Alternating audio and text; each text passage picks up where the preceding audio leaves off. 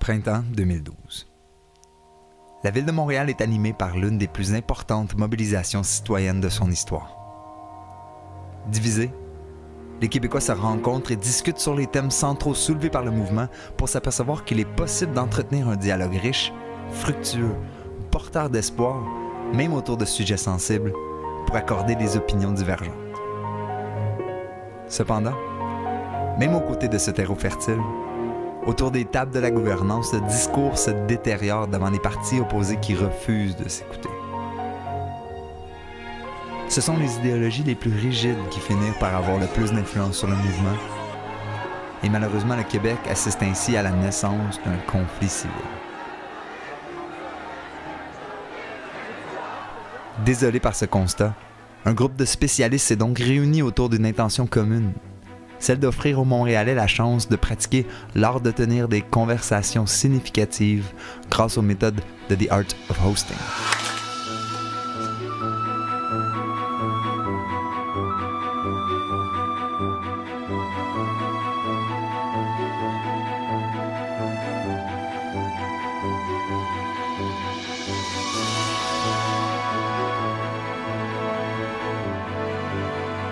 En janvier 2013, plus d'une centaine de personnes issues de milieux différents ont répondu à cet appel.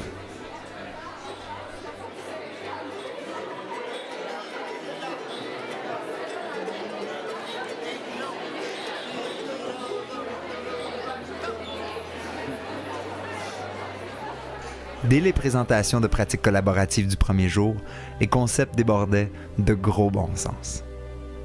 Ces activités nous invitaient à contribuer de façon authentique en soulignant l'évidence même de l'écoute, de la réceptivité et de la générosité.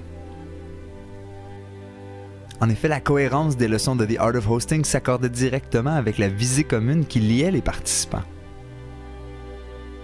Chacun étant venu pour, à sa façon, développer leur capacité d'agir ensemble, on y retrouvait dans le Open Space, le World Café, les cercles, les récits, la récolte graphique, les 4 piliers de la pratique ou par toute autre bride de sagesse qui voyageait avec l'apprentissage, on retrouvait une confirmation.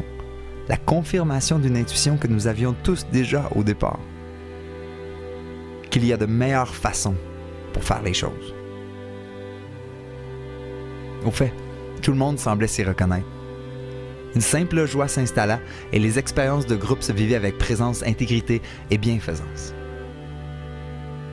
Au fil des jours, certaines leçons sont arrivées à nous par le biais de l'aïkido, qui nous démontrait comment maintenir une posture à la fois souple et forte. D'autres sont venues par l'exercice des techniques sociales qui nous étaient présentées, une forme d'approfondissement par l'expérience. Et c'est pourquoi vers la fin, il nous était évident que c'était ensemble que nous allions réussir à travailler pour enrichir le monde de demain. Et c'est pourquoi nous avons donc procédé à une grande mise en commun, concertant ainsi nos efforts pour nourrir l'intention collective qui nous unissait. Par la co-création de projets durables, ancrés dans les volontés pures et claires, nous allions actualiser cette volonté collective. Au dernier jour, 26 projets furent enrichis par la générosité de cette nouvelle communauté, nous permettant ainsi de réaliser que l'essence de The Art of Hosting peut être mise au service de tout genre d'environnement. C'est par la pratique de cet art d'agir ensemble que nous avons ainsi participé à la venue d'un monde plus juste, plus harmonieux, doté d'un sens collectif. Créant ainsi un monde que nous pourrions offrir fièrement en cadeau à nos petits-enfants.